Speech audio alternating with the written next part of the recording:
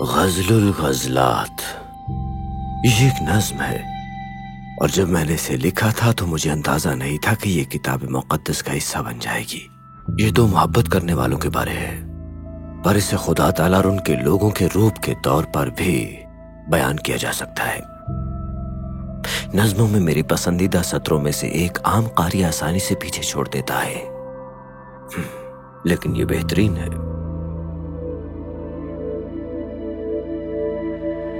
حضرت سلیمان اپنے دور کے سب سے طاقتور اور امیر بادشاہ تھے، تاہم یہ ایک بڑی دشمن سلطنت نہیں تھی جو بالآخر ان کے زوال کا سبب بنی۔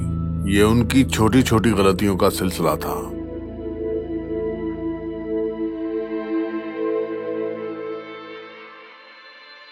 میں اسرائیل پر 40 برس تک حکومت کروں گا۔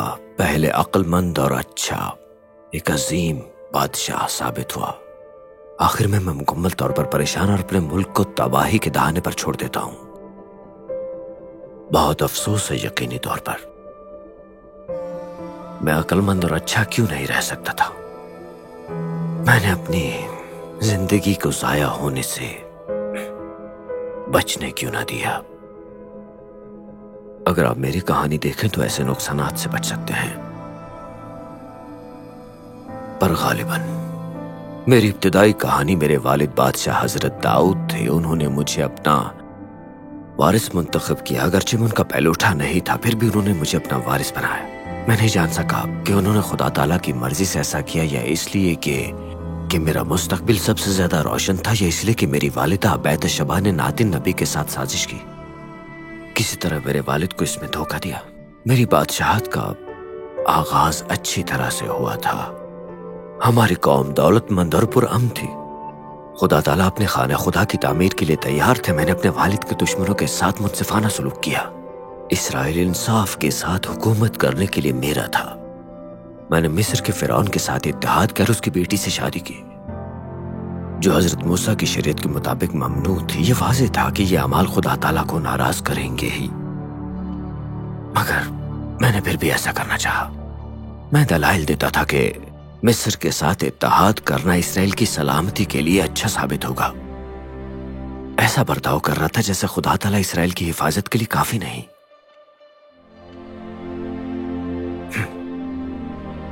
کتاب مقدس کی نظم غزل الغزلات میں میری پسندیدہ سطروں میں سے ایک کا وقت آ گیا۔ ہمارے لیے لومڑیوں کو پکڑو، ان لومڑی کے بچوں کو جو تاکستان خراب کرتے ہیں، کیونکہ ہماری طاقوں میں پھول لگے ہیں۔ ننھی لومڑیاں جو کہ انگور کے باغ کو خراب کرتی ہیں، یہ ایک اصطلاح ہے۔ میں اخلاقی طور پر فرعون کی بیٹی سے شادی کو غیر اہم سمجھا، بہت چھوٹی غلطی، بہت چھوٹی لومڑی کی طرح۔ اور اس کے غیر اہم ہونے کی ایک وجہ جو میں نے سمجھی، خدا تعالیٰ کو پرواہ نہ تھی۔ یہ میری دوسری چھوٹی غلطی تھی۔ مجھے کیوں لگتا تھا کہ خدا تعالیٰ کو پرواہ نہیں ہے؟ خدا تعالیٰ مجھے خواب میں دکھائی دیتے ہیں، مجھے سب کچھ دینے کی پیشکش کرتے ہیں جو میں چاہتا ہوں۔ میں نے ان سے اپنے لوگوں پر حکومت کرنے، صحیح اور غلط میں تمیز کرنے، حکمت کے لیے ایک سمجھدار دل مانگا، دانش مندی۔ خدا تعالیٰ میرے جواب سے بہت خوش ہوئے۔ انہوں نے مجھے وہی دیا جو میں نے مانگا تھا، یہ اور مزید دولت اور عزت، اس سے زیادہ جو میں نے ان سے مانگا تھا۔ انہوں نے مجھے یاد دلایا کہ میں احکامات اور فرمان پر عمل کروں۔ جب چیزیں ٹھیک چلتی ہیں تو آپ بہت بڑی غلطیاں کرتے رہتے ہیں۔ کیا آپ نے کبھی ایسا سوچا ہے؟ چھوٹی غلطیوں کو نظر انداز کرنا، دکھاوا کرنا کہ ان سے کوئی فرق نہیں پڑتا، یہ آسان ہے، یہ منطقی طور پر آسان ہے کہ آپ کو وہ حرکات کیوں کرنی چاہیے جو کہ آپ کرنا چاہتے ہیں۔ میری بادشاہی میں سب کچھ اچھا چل رہا تھا، معیشت ترقی کر رہی تھی، ہر کسی کے پاس سب کچھ تھا۔ اس سے فرق نہیں پڑتا تھا کہ میرے ذاتی اخراجات بڑھ رہے ہیں۔ جی ہاں، ایک اور چھوٹی غلطی، ہر کوئی میری زیادتیوں اور تعمیری منصوبوں کا خیال رکھنے کے لیے عوامی کاموں کی بڑی مقدار سے محبت کرتا تھا۔ میرے تمام باغات کا پانی کہیں سے لانا پڑتا تھا۔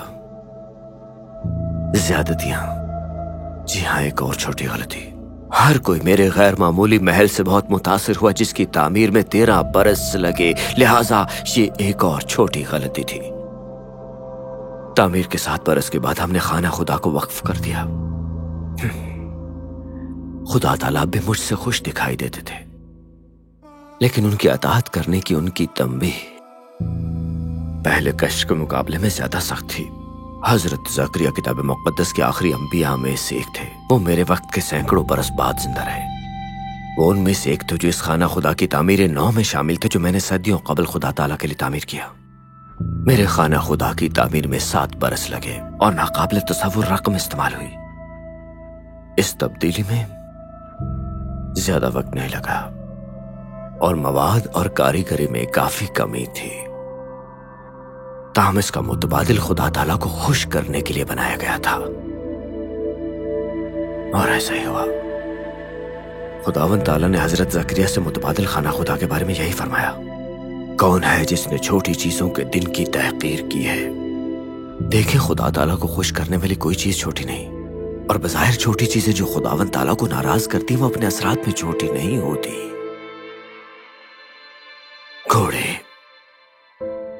घोड़ों के साथ क्या गलत हो सकता है। दूसरे बादशाहों की तरफ से मुझे तहफ में कुछ घोड़े दिए गए। शुरू में मैंने उनके बारे में ज्यादा नहीं सोचा। लोगों का ख्याल था मुझे घोड़े पसंद हैं, उनका मतलब गैर मुल्की बादशाह और मेरी तमाम बीवियां, लोग मेरी तवज्जो और मोहब्बत के लिए जिद्दोजहद करते हैं। आप यकीन नहीं कर सकते मुझे कितने घोड़े दिए गए थे। मैंने वाकई उनसे मोहब्बत करना शुरू कर दी और मैं मजीद मोहब्बत हासिल करना चाहता था। मुझे रथों के घोड़ों से बेहद मोहब्बत थी, जो छोटे खच्चरों से ज्यादा बड़े नहीं थे पर बहुत ताकतवर थे। वो मेरे पास इतनी तादाद में थे कि मुझे उनके रहने के लिए शहर बनाने पड़े, पूरे शहर। उनकी देखभाल बहुत महंगी थी पर मैंने इसे ये कहकर मंतकी बनाया कि ये मुल्की दिफा के लिए बहुत ज्यादा अहम है। ये सोचे बगैर कि मैंने खुदा ताला की हिफाजत को रथों का मुतबादिल बना दिया था। मैं अपने रथों वाले घोड़ों से मोहब्बत करता था पर मैं अपने मिस्री घोड़ों के लिए बेइंतहा पागल था। वो ज्यादा लंबे थे, खूबसूरत थे, उनके खूबसूरत सर थे, मोहब्बत भरी आंखें थी। मुझे खास तौर पर शहद के रंगों वाले पसंद थे। जब मुझे याद दिलाया गया कि हजरत मूसा ने इसराइल के बादशाहों को ज्यादा घोड़े रखने से मना किया, खास तौर पर मिस्री घोड़ों से, तो मैं घोड़ों की मोहब्बत में डूबा हुआ था और अपने तरीकों को तब्दील करने के लिए तैयार ना था। और घोड़ों की इसी तंबीह में हजरत मूसा ने इसराइल के बादशाहों को बहुत सी बीवियां रखने से भी मना किया था। ज्यादा बीवियां, खैर ये कितनी हो सकती हैं? बहुत सारी। कोई एक वक्त में 700 औरतों से शादी नहीं करता, मैं भी नहीं। मैंने पहले फिरौन की बेटी से शादी की, फिर किसी और शाही शहजादी से, और इसके बाद एक शहजादी से। हर चंद ये दिन हफ्तों बाद फिर एक दिन मैं देखता हूँ कि मेरे पास पूरी 700 बीवियां मौजूद हैं, वो भी शाही पैदाइश से ताल्लुक रखने वाली। और इसके साथ 300 हरम भी मौजूद थी। उनमें से हर एक अपने आबाई ममालिक के माबूदों की इबादत करती थी, खुदा ताला की नहीं, मेरे खुदा ताला की नहीं। जब मेरी पहली बीवी ने मुझे मिस्र से एक माबूद खरीदने के लिए कहा तो मैंने इसके बारे में सोचा कि ये इतनी बड़ी बात नहीं है। मैं जानता हूँ बुत बेइख्तियार होते हैं। फिर एक और बीवी ने अपने बुत मांगे, मैं उसे भी इनकार नहीं कर सका, कर भी नहीं सकता था। फिर मेरी एक और बीवी ने मुझे कुर्बानी में शरीक होने के लिए कहा तो मुझे उसके साथ जाना पड़ा। कुछ अर्सा बाद मैं झूठे माबूदों के लिए शानदार इबादत का तामीर कर रहा था। बहुत से मुख्तलिफ ममालिक के झूठे माबूद, इतनी बड़ी इमारतें कि वो मेरी जिंदगी के सैकड़ों बरस बाद भी बादशाह हजरत जूसिया के जमाने में इस्तेमाल होती रहेंगी। हमारे लिए लोमड़ियों को पकड़ो, उन लोमड़ी बच्चों को जो पाकिस्तान को खराब करते हैं। मेरी छोटी छोटी गलतियां खुदा ताला की मुकम्मल नाफरमानी का बाइस बनती हैं। उन्होंने मुझे अपने मुल्क को झूठे माबूदों की इबादत की तरफ ले जाने का सबब बनाया, जिससे वो कभी बाजियाब नहीं होगा। बज़ाहिर छोटी छोटी नजर आने वाली गलतियों की वजह से बड़ी बड़ी गलतियां हुई, जिसकी वजह से मेरी मुकम्मल मौत के रास्ते की तरफ समत मुतय्यन हो गई।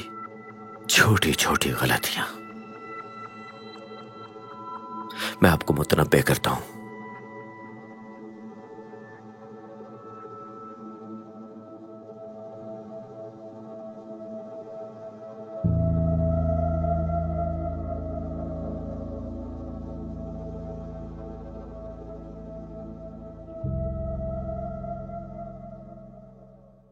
अजीज नाजरीन, इस वीडियो को देखने के बाद अगर आप इंजील शरीफ का मुफ्त नुस्खा हासिल करना चाहते हैं तो हमें अपना मुकम्मल पता बमा मोबाइल फोन के अरसाल कर दें। हम पूरी कोशिश करेंगे कि आप तक इंजील शरीफ का मुफ्त नुस्खा पहुंच जाए।